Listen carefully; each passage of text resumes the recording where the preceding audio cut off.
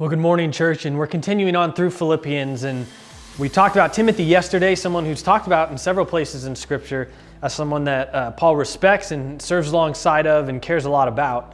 But today we're going to talk about a man named Epaphroditus, where in this passage it's clear Paul cares about him a lot too. It's not someone that's mentioned much outside of the book of Philippians, but there's a lot we can learn from Epaphroditus as well. And so what we know is that, one, Paul looks at him as someone that is alongside him in ministry. He calls him a brother, coworker, and fellow soldier, as well as your messenger. What he means by that is Epaphroditus is most likely who handed this letter to the church in Philippi. But he goes on and says that he has been longing for all of you and was distressed because you heard that he was sick. Indeed, he was so sick that he nearly died. However, God had mercy on him, and not only on him, but also on me, so that I would not have sorrow upon sorrow. For this reason, I am very eager to send him so that you may rejoice again when you see him, and I may be less anxious. Therefore, welcome him in the Lord with great joy, and hold people like him in honor, because he came close to death for the work of Christ, risking his life to make up what was lacking in your ministry to me. So what we know about him is, one, he got really sick on his mission. Now, it's most likely he delivered some kind of message from the church of Philippi to Paul, or came to check on him in the first place.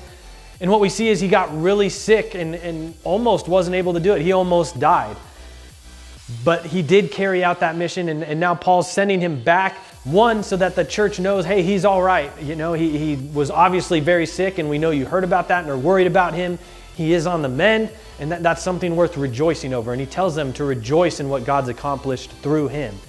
And so first off, I think there's a couple of things we can really look at. One, Epaphroditus clearly really valued the work of the Lord and being a part of what he was doing. He literally almost died by getting sick, but still was really worried about carrying it out. There's many scholars that believe he might have been a little anxious going back to the church of Philippi, feeling like he let them down by taking longer to accomplish this because of him getting sick.